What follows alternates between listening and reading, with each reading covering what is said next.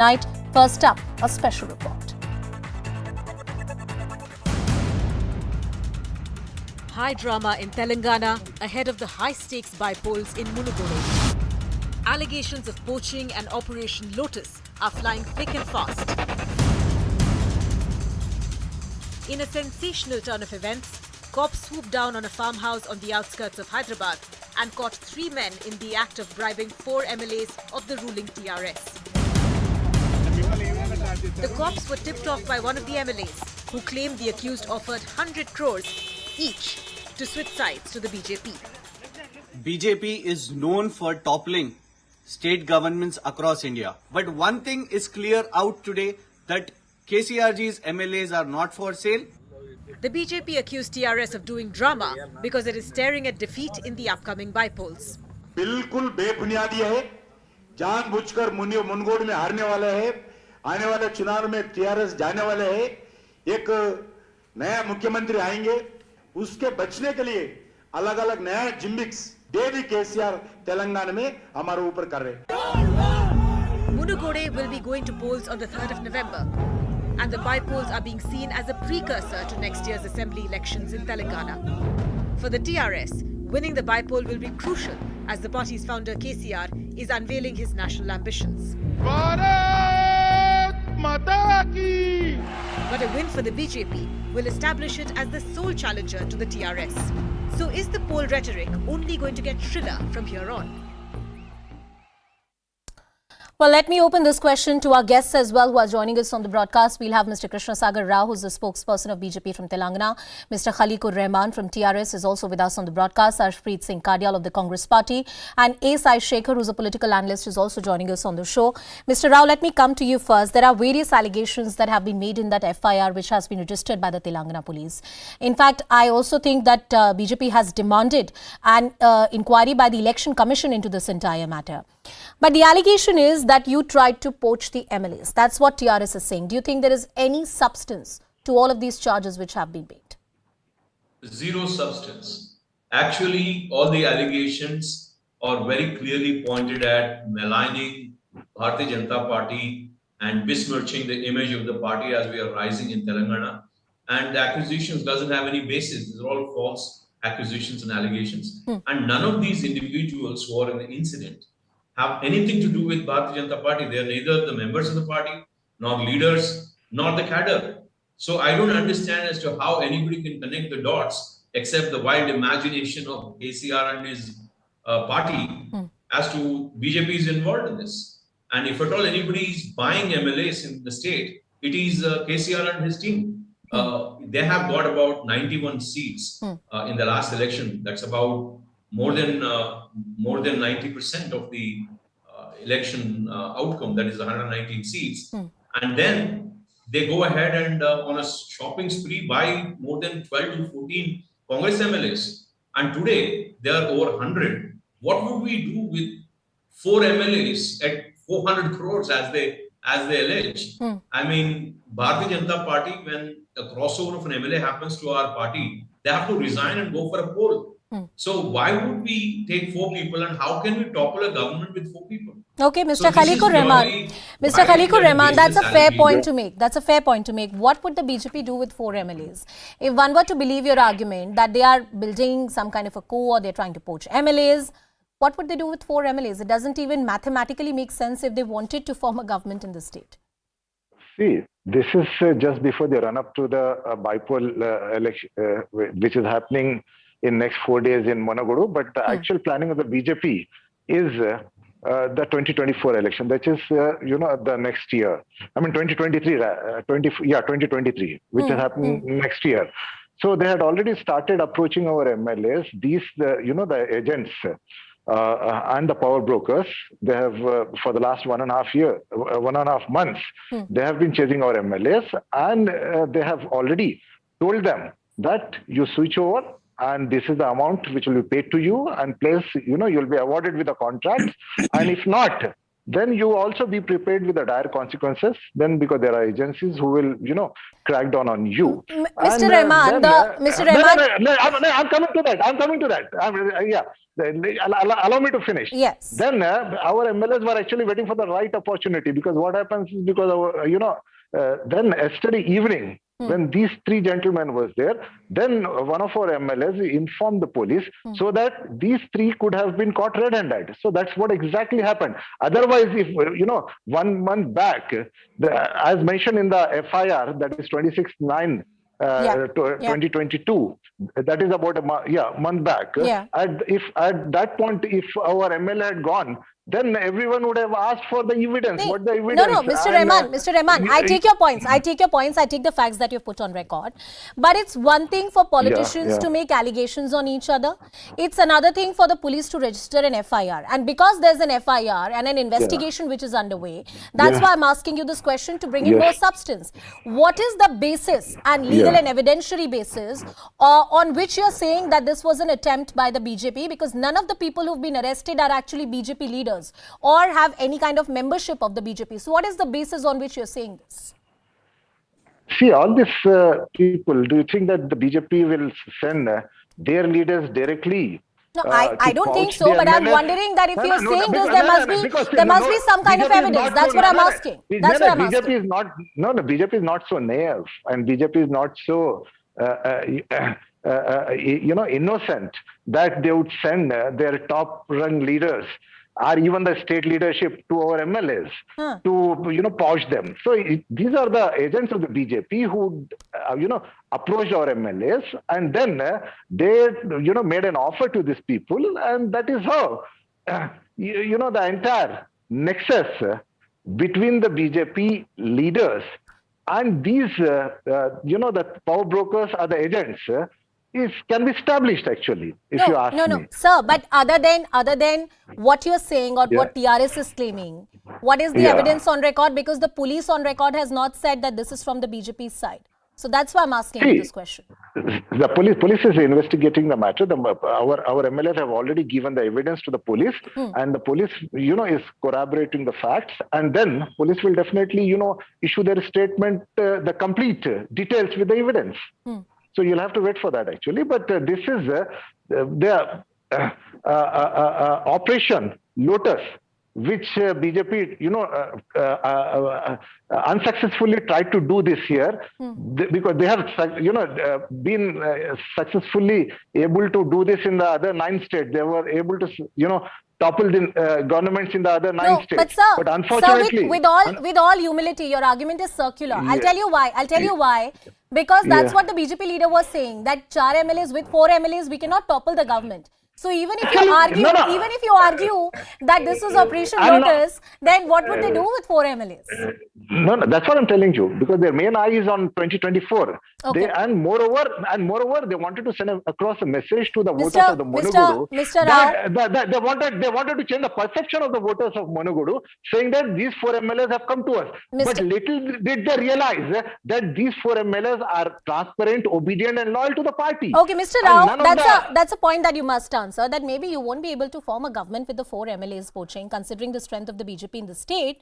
But you wanted to send across a message because you're taking the bypolls very seriously. You want to project that the big leaders from the TRS are leaving the party and joining the BJP, and that is why this was some kind of an Operation Lotus, as TRS calls it, that was being conducted in the state. Respond to that allegation, sir.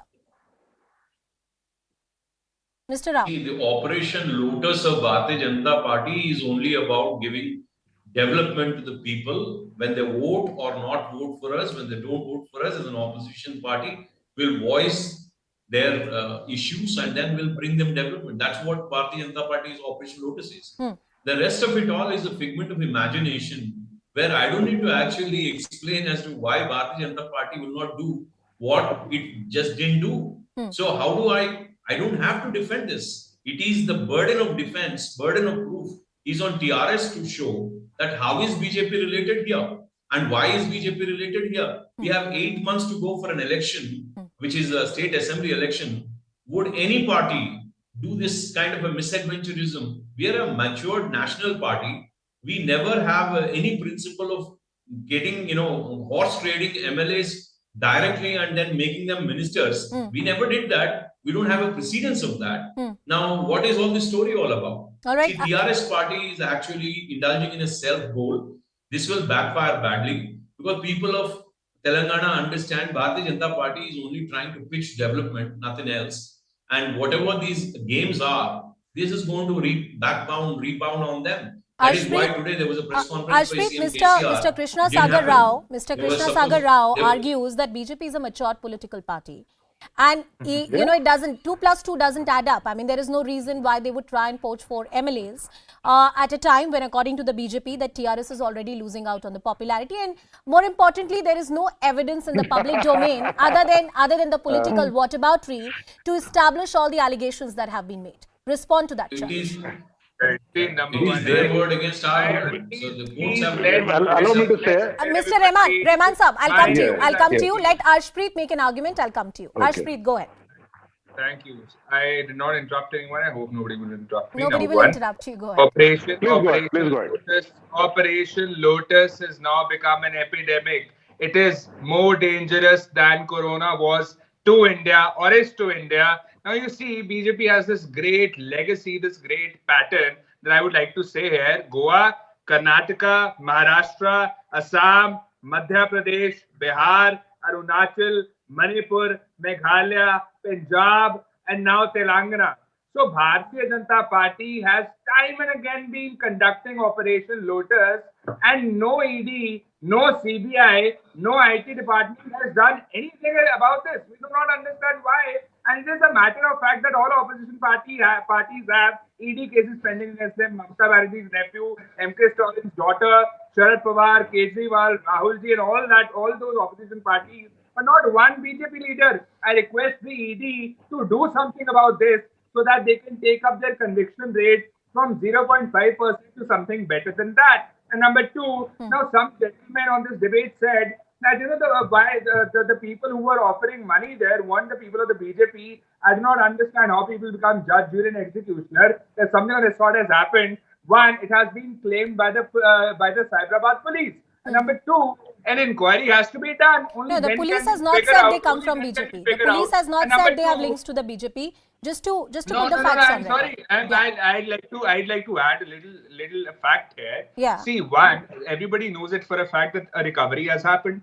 Everybody knows that a party's MLAs were poached, and everybody knows who has the motive here, who has the means here, who has the opportunity here. And number two, let's not become judge, jury, or executioner, but there is a good pattern here. And there is a good history here. There's this massive legacy of the Bharatiya Janata Party. Okay. So all we are saying is Arshpreet, that you've made your point. Arshpreet, you've made your point. Mr. Rao, Mr. Rao, I think it's only fair that I take that question to you. There's a history and legacy in Karnataka and Madhya Pradesh and Goa, and that is why all the opposition parties are raising questions on you. You must answer. I can actually explain, my friend, there that the only history Bharatiya Janata Party has is that Vajpayee ji losing the entire government for 1 vote. That is the history, that's the legacy. The rest of all is a constitutional provision which allows parties, when they break, to align with another party. You can show me one example where any MLA has crossed over from one party to our party and we added that number to be in the government. It never happens. It is only the parties which implode and a breakaway faction constitutionally joins us. That is the only time Bharatiya Janata Party has formed governments when the other governments fell. So we are a very carefully respected party which will follow constitutional means of coming to power. That might look unethical for you, but that's the political constitutional back end of this country. No, that if Mr. Rao, a party implodes and if the 2/3, Mr. Rao, I think the question that the Congress or the TRS are also raising here. The question that the Congress and TRS are raising here is largely the question of how money and muscle power is being used in Indian politics. They are also accusing that the BJP is using these means, and despite this, there is no central agency which is going after the BJP leaders. That's what the argument was from Mr. Rahman also. Please respond to that. See, when for over 75 years now, the biggest complaint of this country was, why is corruption not being rooted? And where is corruption centered? And every child in this country knows that it is the politicians who are looting this country. And that is why the government, Modi's government, has taken up corruption, rooting out corruption as a key agenda. And if you're doing a job which none of the other parties earlier or the governments earlier haven't done, you should be actually congratulating us, admiring us. I Tell me do want one politician who has not been corrupt and we have attacked him, or we have sent the agency there, or the independent agencies are behind investigating. Well, I am sure that Arshpreet and Mr. Rahman have a lot to say responding to you. I do want to bring in A. Shekhar as well into the discussion. He's been patiently waiting as he heard all the political spokespersons speak here. Mr. Shekhar, I'm coming to you. When you see this investigation which is underway, political temperatures rising between the BJP and the TRS, how do you see these developments, not just legally in terms of the investigation, but politically speaking, how does this entire controversy really translate for Telangana's politics? Yeah, BJP has been trying to, steal the thunder from the TRS, which has been on the roll and has been on a winning spree for quite some time. And BJP has adopted a strategy to perhaps this particular episode, if I can say this, taking reference from my friend Mr. Krishna Sagar Rao, since the police have not named the BJP, maybe it is trying to ensure that the internal implosion happens in the TRS, and then they will democratically, within quotes, walk over towards the BJP, and then the BJP may see greener pastures in its prospects in Telangana. This is one point of view which I would like to make. Sure. But then BJP has been systematically trying to increase its base and democratically participate in the democratic process and hog the limelight in the state. But then TRS, for whatever worth it is, because TRS being the party that has championed the cause of an exclusive Telangana state, carving of an exclusive Telangana state from Andhra Pradesh, and then after running a protracted movement for 13 years, and after becoming the chief minister, KCR has delivered. That is why they were re-elected in soon after their term ended. Almost it was advanced by about 3-4 months, but soon after the term ended, when they went to polls, the people favored the TRS and not the BJP. And by then, it's not as if BJP government was not there at the center. Mr. Modi was the prime minister for the first term, during the first term of TRS also. And BJP has now realized only after the GHMC elections, where it could make some inroads. Even though BJP did not become the single largest party in the Greater Hyderabad Municipal Corporation elections, they sensed some, maybe I can say they tasted blood, and they wanted to work in this direction, that they can poach MLAs. Mr. Rao, it's only fair that I let you respond to that. The allegation which is being made here is that some kind of implosion within the TRS was being constructed. That is what Krishna Sagar Rao has just now said. Yes. So, since the FIR did not mention any BJP leader, they are using external forces to ensure that there is an implosion within the TRS. Maybe that is a great expectation the BJP is now nursing. But then they should also understand that it's a mountain and squirrel. Okay. Mr. Rao, please go ahead. Mr. Rao, please go ahead. Please go ahead. Yeah, what Mr. Shekhar is talking about is the possibility of an implosion. I didn't even say that. I said, if you're talking about the history of Bharatiya Janata Party, referring to cases, all the, Mr. Rahman has referred 6-7 states. I said each case, if you take and list out and see that we have never frustrated any MLAs. It only happened when the governments there imploded within their parties and they have lost their governments. That the recent example is Shiv Sena. What is Bharatiya Janata Party do with the Shiv Sena breaking up? So referring that back to TRS, how can we create an implosion?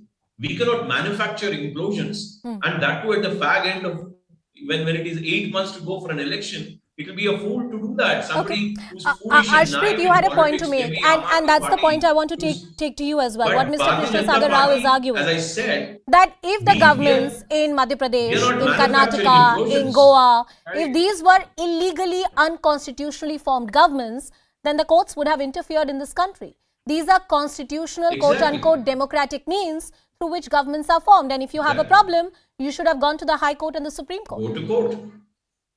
Number one. See, Exactly. it's not, if you may please hear me out. See, Yes. number one, it's not that nobody has tried. Everybody has tried. We have spoken about it, not just in PCs and debates, but also in courts. But apparently, it takes time, and they say that sooner than later, justice is delivered, and we will make sure the Bharatiya Janata Party is brought to justice. And number one, everybody can see the dots. They are very, very, clear. Everybody can connect them. See, number one, there's a massive history. Everybody knows. I've already told you the states. Number two, there is this, incident that has happened. There's a recovery that has been made. Who possibly had? No, Arshpreet, you're shifting contours. I was talking about a different point.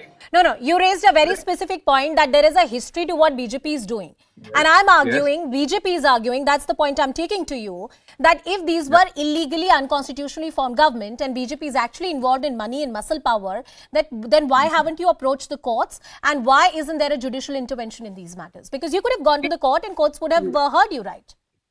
See, number one. Now, just because somebody has, there are times, when people commit corruption and they get away with it, even after going to courts for a lack of evidence, for the witnesses not being there. And when somebody is too smart in conducting something, like you said, that, these persons who were offering bribe were not from the BJP. Now, it is understood that any party who has to do something of this sort would not send its own leaders to conduct it. That is why it would take time, but I promise you, everything that has been committed in a wrong fashion in the country, every single party would be, every person and every party would be brought to justice for that. Number two, you also said that, 4 MLAs, why would the Bharatiya Janata Party want to have 4 MLAs? What difference would it possibly make? See, even a big, massive building, starts with the setting of a brick, one brick. And then it goes on to further creation. So therefore, any party would want to start here. All we are saying is that why does the Bharatiya Janata Party have to avoid and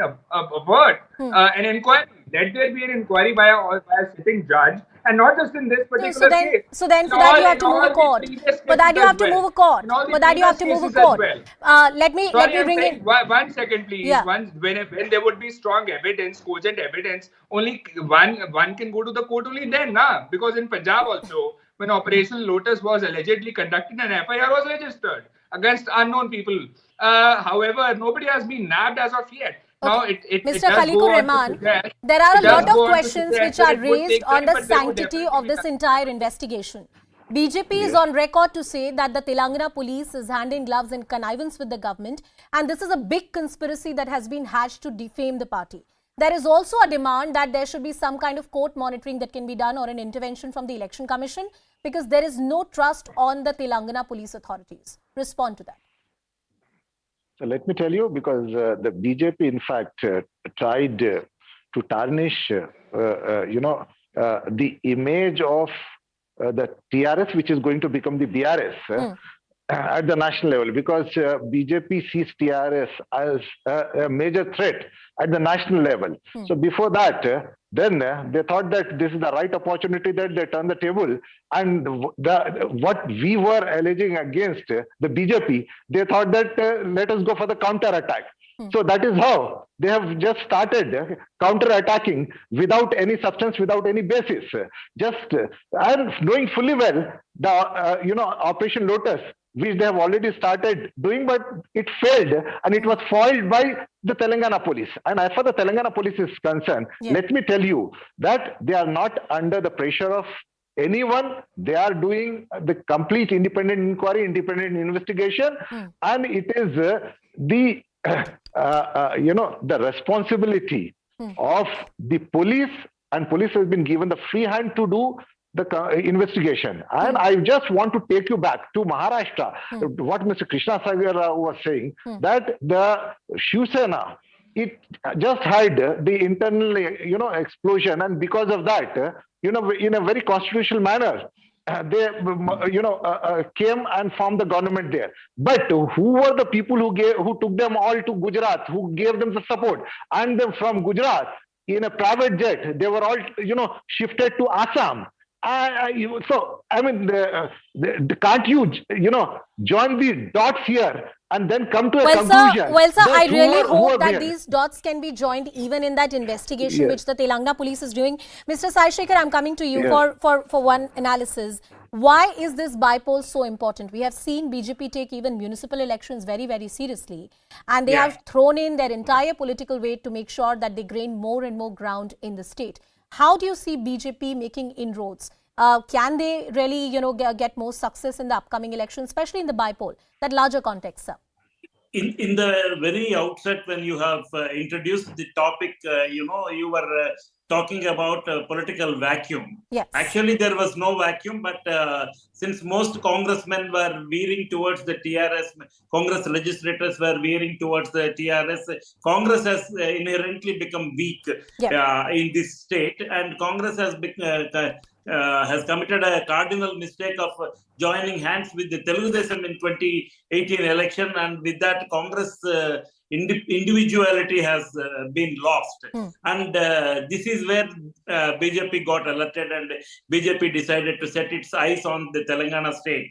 And when in the Dubbak by-election, when the BJP candidate with a wafer-thin margin made it to the state legislative assembly, BJP got emboldened. And then in the process, as I have already said, they want to identify individual MLAs and get them on board into the BJP, and then make them resign, and then thirst an election on the state, by-election on the state, and get elected. This BJP has been systematically trying to create a perception, and TRS is now engaged in a perception battle. Any smart political party would do. Arshpreet, I'm coming to you. You made a few points about Madhya Pradesh, Goa, various other states, the state of Karnataka as well. The argument that comes from BJP and also some political commentators is that if the Congress party is not able to hold its own house in order, you're not able to keep your flock together, or there are leaders within your own party, within the grand old party, where there is a huge ego clash or factional politics, that's why you're suffering. And BJP is just getting some collateral advantage out of it. Why are you blaming them? That's the argument. Respond to that.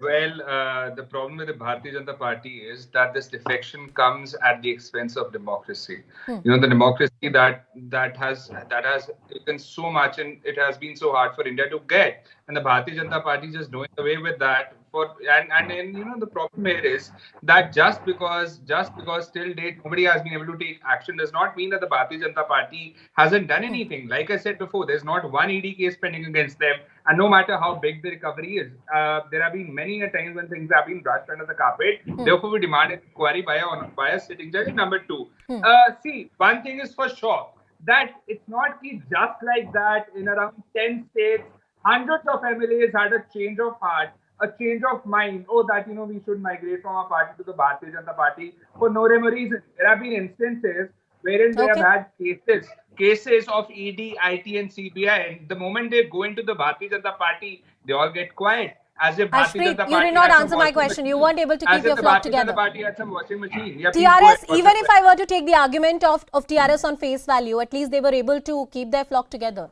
in their favor. That's the argument.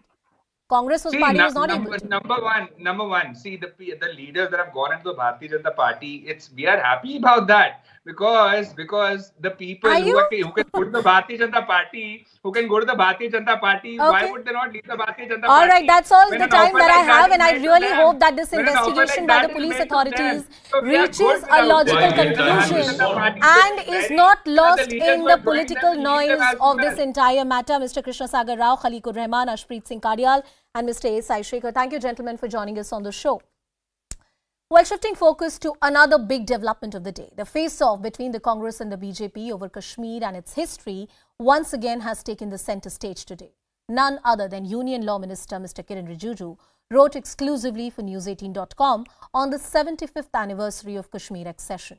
The Law Minister minced no words And in the article titled 75th Anniversary of 5 Nehruvian Blunders on Kashmir, held that India's first Prime Minister is responsible for the present Kashmir issue, accusing him of giving priority to personal ambitions over national interests. My colleague Arunima in an exclusive conversation with none other than the Union Law Minister. Thanks for that. Yes, we have a special guest this evening. Union Law Minister Kiran Rijiju has really stirred the hornet's nest by talking about Pandit Nehru's alleged historic blunders, which has led to the current situation in Jammu and Kashmir. Mr. Rijiju, sir, thank you so much for speaking to the viewers of CNN News 18. You've, of course, detailed the 5 blunders, as you call it, for Pandit Nehru. But if you can once again briefly summarize why you are calling it a historic blunder as far as his role in the Jammu and Kashmir problem is concerned.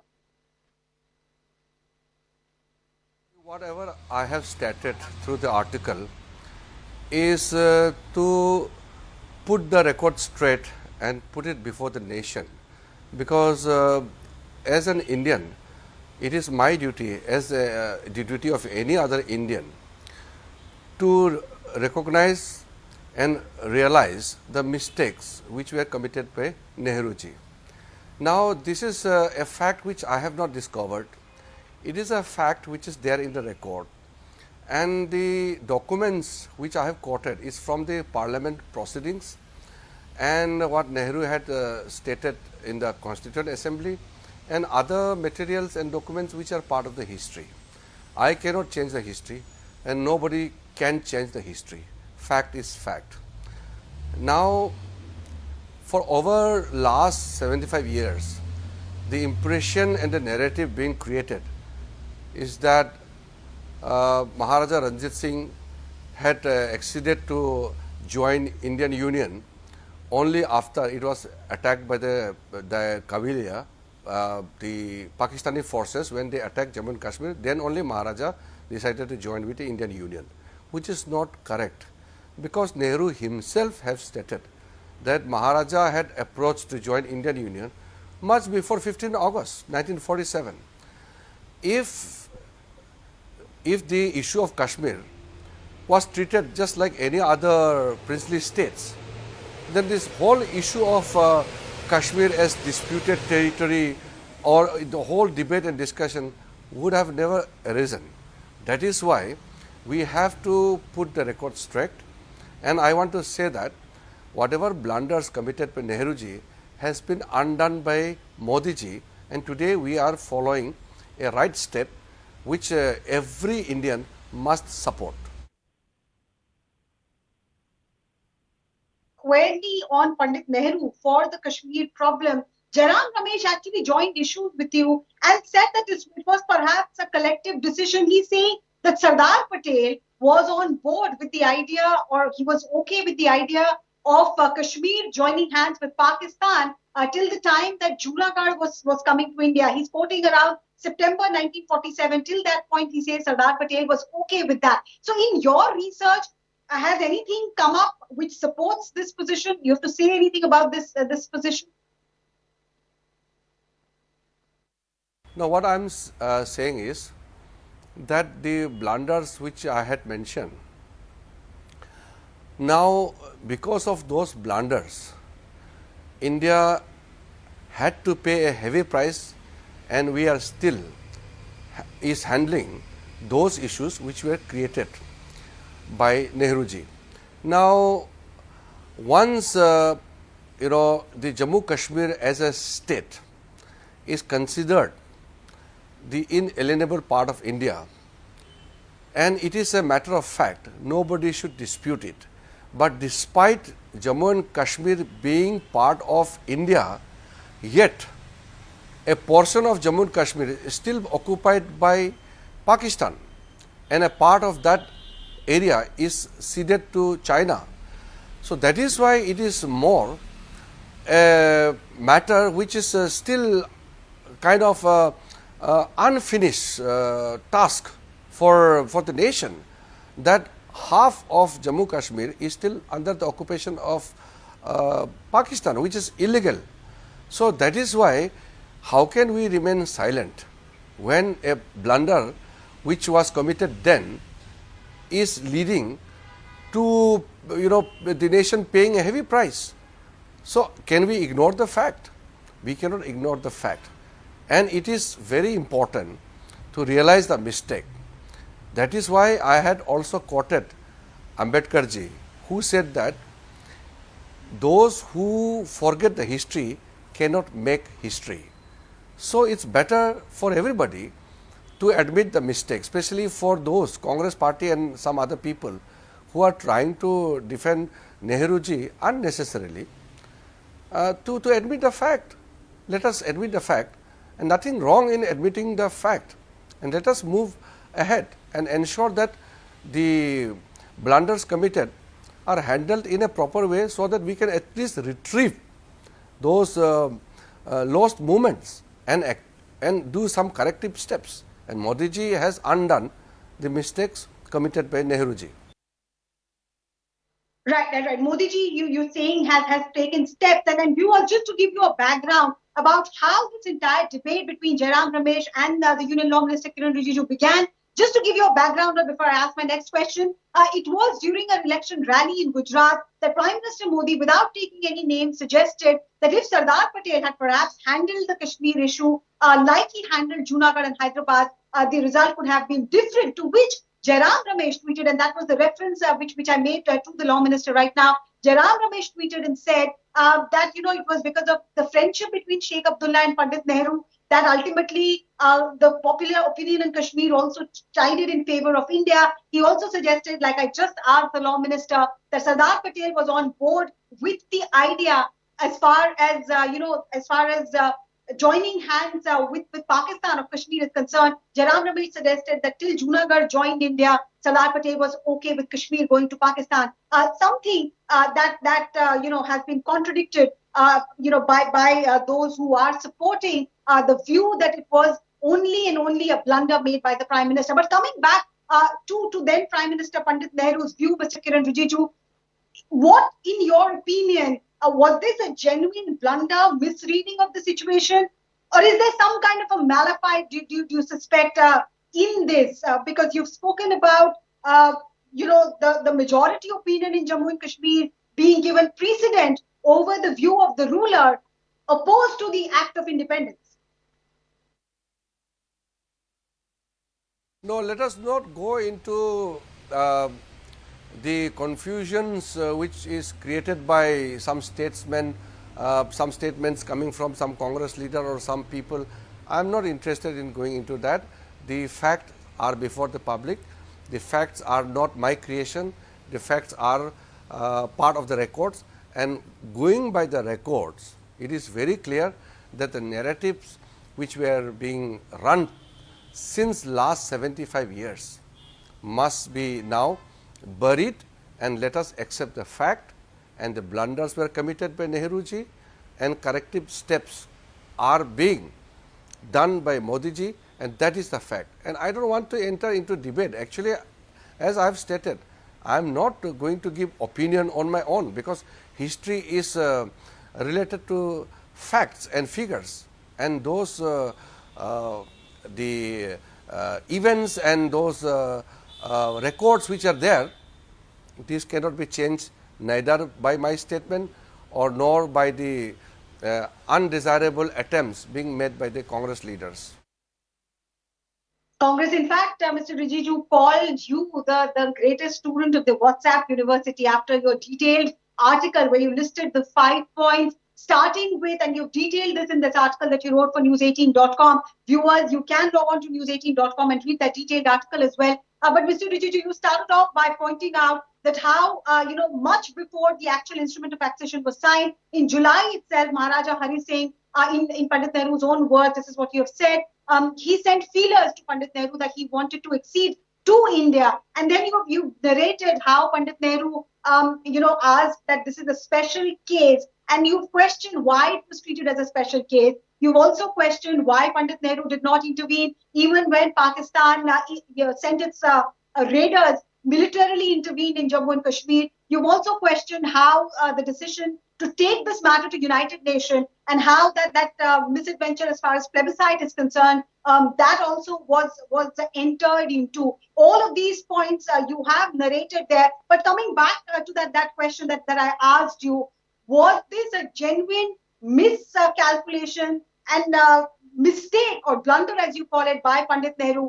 Or do you think because of the population of Jammu and Kashmir, which was Muslim majority, and perhaps his friendship with Sheikh Abdullah, do you think there was any kind of vote bank politics at play here, or appeasement, as BJP often calls it, as far as the first family of Congress is concerned? Do you think that could have played a role as well when these decisions were taken, decisions which you call blunder? I don't know what they are trying to prove. I am just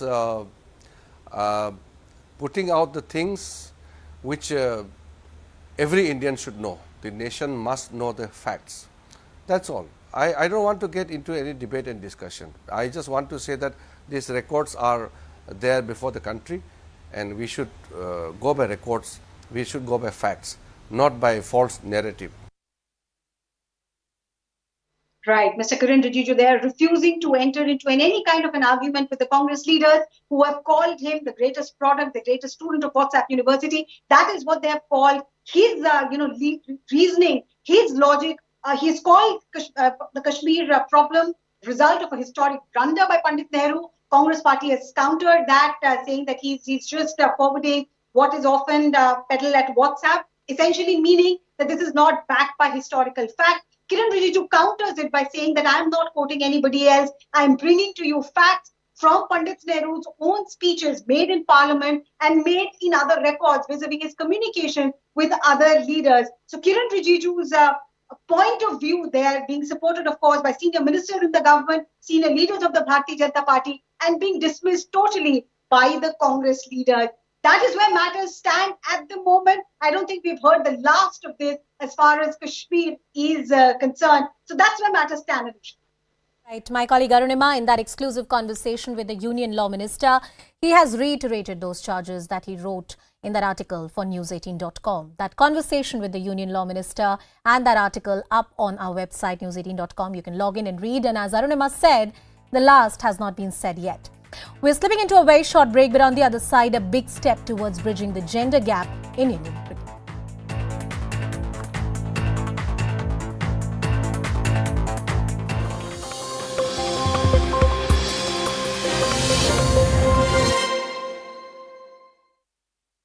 Don't need him to comment on us. He is a nobody and he should understand that. Ratan Shada, let me start with you first. There are 1.5 million people of Indian descent, persons of Indian origin in the UK. It's the largest ethnic minority in that country, and one among them, a British Asian of the third generation, Rishi Sunak, has become the Prime Minister of that country. Shouldn't Indians and people of Indian heritage all over the world celebrate that? Instead, you have Mr. Chidambaram and now Mr. Owaisi saying, when will our country get a woman wearing a hijab as Prime Minister? Are they trying to poke holes in the Sunak story, or are they trying to poke holes in what's happening in the country right now? Actually, it's very amusing Diwali Eve discussions, and I really enjoying all these discussions because hypocrisy of these people comes out so openly. First of all, the hijab was never part of our dress for Indian Muslims. There was no burqa. It became prominent just last 20 years back, and hijab has been introduced as an Arabic slavery sign only in recent years. Now, whether they want hijab or burqa, first point. Secondly, would they support Iranian women for the right of freedom who are burning hijab, or they want hijab to be put on the head of the girls who are unwilling to do so? So this patriarchy they have to clarify. If they say Islam is what the best part of Islam is, if they follow Sharia, which they continuously claim that Sharia is above constitution, many debates, then as per Islam, a woman cannot even leave her house without a male accompanying her, if not a male, at least a child. So how can a Muslim woman can become a prime minister when the Islamic society forces her to carry a child or some boy with her going anywhere? And the next, if you say Islamic nation next door to us, in Pakistan there was Benazir Bhutto, she lost her life. She was not a hijab wearing politician. In Bangladesh, we had two ladies who became head of the state, prime ministers. They are all without hijab. Show me one country, Islamic or any other, it is especially Islamic, where you have women becoming head of the state. So this, either you support Sharia and Islam, or you say we are a secular country. If you are a secular country, then don't oppose triple talaq. Then if you are secular, then what did you do for 60 years? 50 years prior to 1996, 10 years from 2004 to 2014, secular governments all through. Why they could not get a Muslim prime minister as elected? No, and so why in Punjab we cannot have a chief minister who is a Hindu, or in Jammu Kashmir where minority can be chief minister? So this hypocrisy of entire gang is so funny. And Sunak did not become prime minister because he was a Hindu. He became a prime minister because he worked hard. He worked through the party. He rose to the top, and we must compliment him for that. Yeah, no, I absolutely agree with you. I think you've hit the nail on the head, and this is where this debate gets completely sort of fictitious, because Sumansi Raman, Mr. Rishi Sunak got chosen not because he's a Hindu or because of his Indian heritage. He got chosen for two things. Number one, to fix the British economy, and he has a proven record of that as Chancellor of the Exchequer before, and then of course his background in private investment banking, so on and so forth. So he's capable, his capabilities are well tested, and that's the number one reason that he got picked. And the other reason is, England, as is India, a parliamentary democracy, whoever has the support of majority legislators, majority parliamentarians, goes on to become the leader of that party. It is not a post of tokenism. The Prime Minister of a country like India or England is elected by majority. So tomorrow, and nothing stops a hijab-wearing woman, the Constitution certainly does not stop a hijab-wearing woman, if she gets the support of a majority of the people of India to go ahead and become Prime Minister. So this whole debate around Sunak has been reduced to mere tokenism and not about what his capabilities are. First of all, Zakar, should Mr. Chidambaram or Mr. Owaisi do they have the moral authority to say what they are saying within their parties? The answer is no. That is a different issue. I don't think that they are actually saying that Mr. Rishi Sunak did not get where he was because he had the merit to get the job. I don't think that is their point at all. Their point is the atmosphere in the country is such that it accepts a person belonging to a minority community, belonging to a minority faith in his country, to become the Prime Minister of the country. I think that's the point that's being made. Should Owaisi be making that point? Is he having the same freedom to the women and other groups in his own party? Yeah. All that, of course, is definitely a valid point. But, and I think that this is important. See, we have to understand that this applies to all political parties. Look, we have not had a Muslim chief minister of a state in 40 years, from the early 80s onwards. And I think the last one was Anwara Taimur in Assam. After that, I don't really think we've had a Muslim chief minister. So where is this issue of a society that is being open enough to embrace every different ethnic group within it? We are not. And the rise of the BJP has meant that even political parties which quote unquote claim to be secular are now running scared, seeing the electoral success of the BJP with their hard Hindutva line. And they are running scared. You see Mr. Kejriwal's statement today. Yeah. You have to put Lord Ganesha and Lord Lakshmi, Goddess Lakshmi on the notes. So now it is now a question of who is more Hindu than the other. Because electoral success fair enough. To be assured. I'm not arguing against that. But the fact is,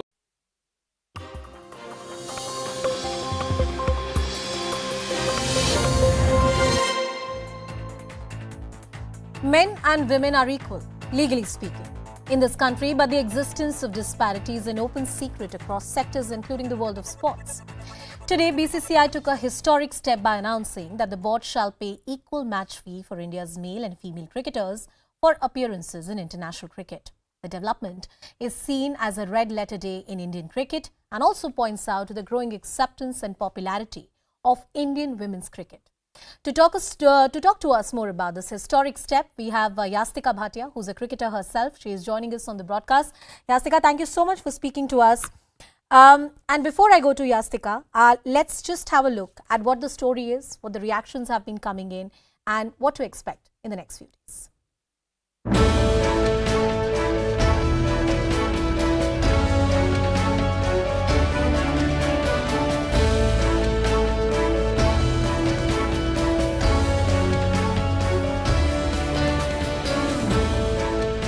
First of all, I welcome this decision, and we always talk about equality, and first time in India, and now we are getting the equal pay as men are getting, and I'm really happy. It's a big day for women's cricket. This was it was long due. It was required for sports, particularly in India, as well as the society. This will give huge boost to women's cricket.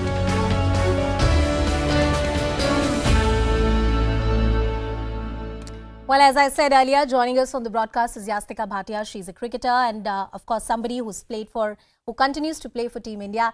Thank you, Yastika, for joining us on the broadcast. एक बहुत बड़ा दिन है, red letter day बोल रहे हैं हम. कैसे देखती हैं आप BCCI के इस पूरे फैसले को? कितना बड़ा ये फैसला है? आपकी क्या फीलिंग्स हैं, इमोशंस हैं, आपके क्या विचार हैं? जी, बहुत ही बड़ा दिन है और मैं बहुत खुश हूँ कि BCCI ने ये डिसीजन लिया है और मैं पहले तो शुक्रिया कहना चाहूंगी मिस्टर जय शाह सर को और BCCI को कि उन्होंने हमारे लिए ये डिसीजन लिया और उन्होंने समझा कि वुमेन्स क्रिकेट को भी सेम पे देना चाहिए, तो इसके लिए मुझे बहुत खुशी है। और सारी जितने भी वुमेन्स क्रिकेटर्स है जो अभी खेलती हैं क्रिकेट, उनका जो इनकम है वो स्टेबल हो जाएगा, जो उनका फ्यूचर है वो सिक्योर हो जाएगा, तो काफी एक खुशी की बात है कि इस तरह से अच्छा हो गया। और मेंटली अभी इस चीज के बारे में सोचने से ज्यादा हम गेम पे ज्यादा ध्यान देंगे और मतलब वो तो देना ही है, पर और ज्यादा अभी हमारा फोकस सिर्फ गेम पे रहेगा, ना कि किस तरह से हमारा बाकी का सब चलने वाला है। तो वो एक बहुत अच्छी बात हुई। और दूसरा और एक अच्छी बात ये हुई कि जो नई लड़कियां अभी जो ज्वाइन करना चाहेंगी वो इसमें काफी ज्यादा उत्साह से ज्वाइन करेंगी, उनके पेरेंट्स भी इस चीज को सपोर्ट करेंगे जी, और काफी बूस्ट मिलेगा वुमेन्स क्रिकेट को इंडिया में। नहीं, हम सब बहुत खुश हैं इस फैसले से, लेकिन एक अहम फैसला है, सही दिशा में फैसला लिया गया है। कहीं ना कहीं ये भी दर्शाता है कि इंडियन व्यूअर्स की, दर्शकों की जो एक पूरा परसेप्शन है विमेंस क्रिकेट की तरफ, वो परसेप्शन किस तरह से बदल रहा है। दर्शकों की भूमिका के बारे में ये पूरा नतीजा हमें क्या बताता है? कहीं ना कहीं जिस तरह से व्यूअर्स बदल रहे हैं, उनका परसेप्शन बदल रहा है, वो भी इस तरह के फैसलों में कहीं ना कहीं एक फैक्टर जरूर होता है। जी बिल्कुल, आप मीडिया की बात करें तो मीडिया भी काफी बड़ा रोल प्ले करता है इस चीज में, और जो हमारे BCCI के लोग हैं उन्होंने भी काफी बड़ा रोल इस डिसीजन को आगे लाने में प्ले किया है। इवन जय शाह सर है, उन्होंने भी इस डिसीजन को लेके बहुत ही एक स्ट्रॉन्ग मैसेज दिया है दूसरे स्पोर्ट्स को भी और दूसरे कंट्रीज को भी कि देखिए इस तरह से हम इंडिया जो है इक्वल पे रखता है अपने डोमेस्टिक, अपने इंटरनेशनल मैच पीस में, तो काफी अच्छा उन्होंने मैसेज पास किया है और बहुत ही खुशी की बात है हमारे लिए। जी जैसे मैंने पहले कहा कि एक बहुत अच्छा कदम है, सही दिशा में ये कदम गया है, लेकिन ये एक बहुत बड़ी यात्रा की शुरुआत है। अगर हम BCCI में बात करें, समाज में बात करें, दर्शकों के नजरिए में बात करें, तो एज अ प्लेयर कौन से ऐसे बदलाव हैं जो आप भविष्य में देखना चाहेंगे? मेरा यही संदेश है कि आप लोग बाकी सब चीजें छोड़ के अपने गेम पे ध्यान दीजिए, और काफी आपको सपोर्ट है अभी सब जगह से, तो आप अपने गेम पे ध्यान दीजिए, गेम अच्छा करिए और एंजॉय करिए जितना हो सके। आप जितना अपना स्पोर्ट एंजॉय करेंगे, जितना आपको मजा, मतलब जैसे आप खेलना किस रीजन से स्टार्ट किया है, वो रीजन आपका जॉय है, तो वो रीजन को आप हमेशा पकड़ के रखिए और थ्रू आउट उसी रीजन से आप खेलिए, तो आपको बहुत जल्दी और बहुत अच्छा रिजल्ट मिलेगा। नहीं, आप जो बोल रही हैं वो बहुत सारी हजारों लड़कियां, लाखों लड़कियां जो क्रिकेट में आना चाहती हैं, उनके लिए भी एक बहुत बड़ा प्रोत्साहन है। आने वाले समय में हम और किस तरह के बदलावों की अपेक्षा कर सकते हैं, चाहे वो क्रिकेट बोर्ड हो, दर्शक हो, समाज हो, या फिर एक पूरा परसेप्शन? लड़कियों में कहीं ना कहीं परिवारों में भी एक हिचक होती है कि लड़कियां हैं, स्पोर्ट्स में जाएंगी तो कैसा होगा। उस पूरे पर्सपेक्टिव, उस पूरे नजरिए में क्या धीरे धीरे बदलाव आएगा? देखिए, जैसे IPL की बात करें तो IPL अभी आने लगा है जी, तो IPL में अभी 5 टीम्स है। हम देखना चाहेंगे कि आगे चल के और भी टीम्स आए और लोग इसमें आए, तो आईपीएल जितना प्रेम इंडिया करता है आईपीएल से, तो क्रिकेट, वुमेन्स क्रिकेट को भी वो उतना प्यार मिलेगा।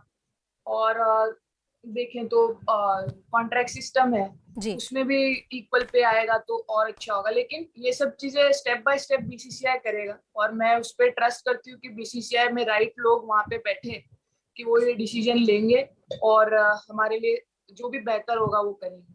Yastika, thank you so much for speaking to us. It's always a pleasure to speak to you and get your thoughts on this big day. And congratulations to you, and I'm sure to every woman who's listening to this development. Thank you so much for joining us.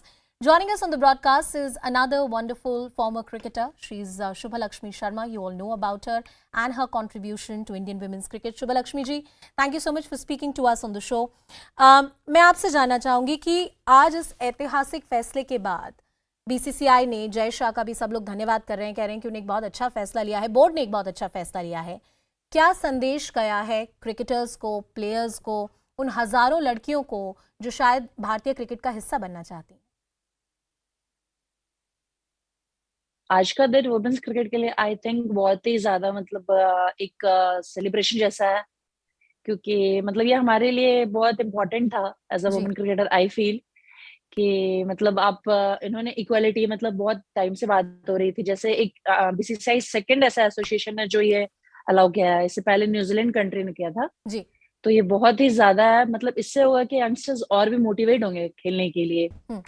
तो इस वे में मैं कहना चाहूंगी कि मतलब आज मतलब ये न्यूज एक ऐसा एक रिवॉल्यूशन है, एक वे में आप कह सकते हो वुमेन्स क्रिकेटर्स के लिए जी, कि आज मतलब सबके दिमाग में एक ही बात है कि ये मतलब होना चाहिए था, कब से होना चाहिए था, हम चाह रहे थे हो जाए, और ये हमारे लिए बहुत ही खुशी की बात है। और ये सुनकर मतलब ऐसा फील हो रहा है कि मतलब और भी जितने वुमेन्स क्रिकेटर आएंगे निकल कर आएंगे। जी जी, जहाँ से फैमिली सपोर्ट नहीं करती थी वहाँ फैमिली भी सपोर्ट करेंगे, बिकॉज आपको एक स्टेबिलिटी मिलती है कि हाँ ठीक है। जी जी, नहीं बिल्कुल यही बात अभी यास्तिका भी कुछ समय पहले बोल रही थी।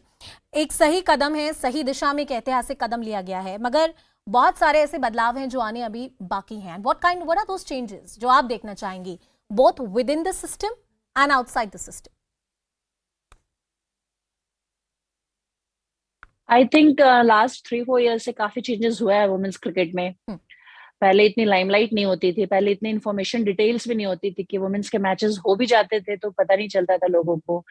बट राइट नाउ थोड़ा इन्फॉर्मेशन एज अ मतलब सोशल मीडिया के थ्रू सबके तक जा रही है। अभी लोग थोड़े वुमेन्स क्रिकेट को रिकॉग्नाइज कर पा रहे हैं कि हाँ ये सारे प्लेयर्स हैं, तो ये एक अच्छी बात है। और मुझे लग रहा है बीसीसीआई काफी सपोर्ट कर रही है कि मतलब उन्होंने जो ये स्टेप उठाया है, इससे ये भी होगा कि अब जैसे हमारे पास एक बड़ी ट्रॉफी नहीं है वुमेन्स क्रिकेटर्स के पास, तो ये है कि उनको एक मोटिवेशन मिलेगा जी। तो may be you never know, कभी भी वो आ सकती है। हमारी टीम काफी अच्छा कर रही है, एक फाइनल स्टेज तक हमेशा जा रही है, तो मे बी ये लकी चार्म हो सकता है। ऐसे अनाउंसमेंट से उनको एक मोटिवेशन मिले, वो लास्ट स्टेज भी क्रॉस कर सकते हैं। जी जी, बिल्कुल ऐसा ही हो जैसा आप बोल रहे हैं, और एक बड़ी ट्रॉफी भी बहुत जल्दी आए। ये सवाल मैं आपसे भी पूछना चाहूंगी कि दर्शकों का, उनकी बदलती परसेप्शंस का, सेंसिबिलिटीज का, दर्शकों का कितना बड़ा योगदान है जब हम इस तरह के ऐतिहासिक बदलावों की बात करते हैं? ये काफी मैटर करता है बिकॉज मतलब उन पे ही डिपेंड होता है आपकी उससे एक जैसे अभी कॉमनवेल्थ में जैसा था तो काफी व्यूअरशिप थे। कॉमनवेल्थ हमारी फाइनल खेली तो उससे as a player I think काफी मोटिवेशन मिलता है। अगर आप ग्राउंड में आपके सपोर्ट में पब्लिक खड़ी है ना तो एक मोटिवेशन मिलता है। अगर आप खाली स्टेडियम में खेलते हो तो वो ठीक है, आप खेल रहे हो, बट एक सपोर्ट वो मतलब प्रेशर भी होता है but in a positive way. Right, तो वो काफी मोटिवेशन के लिए अच्छा होता है। और मे बी आई थिंक आने वाले टाइम में और बेटर होगा, काफी बेटर हुआ है पहले से। जी, Shubhalakshmi ji, thank you so much for joining us on the broadcast. Thank you so much for your time, and once again looking forward to better times in Indian cricket and many other sports in this country. With that, it's a wrap from me on Brass Tacks. Maria Shakil joins you on the other side.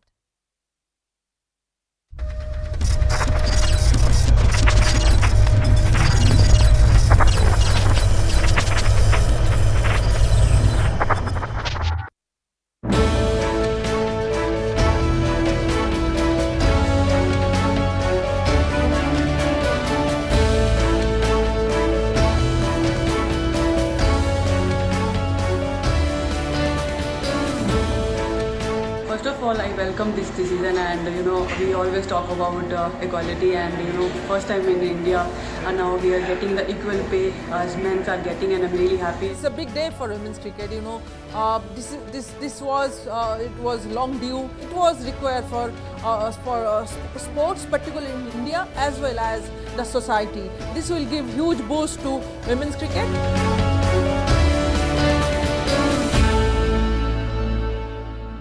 Hello everyone, good evening. You're watching News Epicenter with me, Maria Shakil. The BCCI has made a historic announcement stating that the match fee for both men and women contracted cricketers will be the same. BCCI Secretary Jai Shah confirmed that contracted senior women's cricketers will earn the same match fee as their male counterparts. The decision comes just days after it was decided at the BCCI AGM that the first season of the women's IPL will be played in 2023. This comes weeks after New Zealand Cricket had struck a deal with the country's Players Association, clearing the way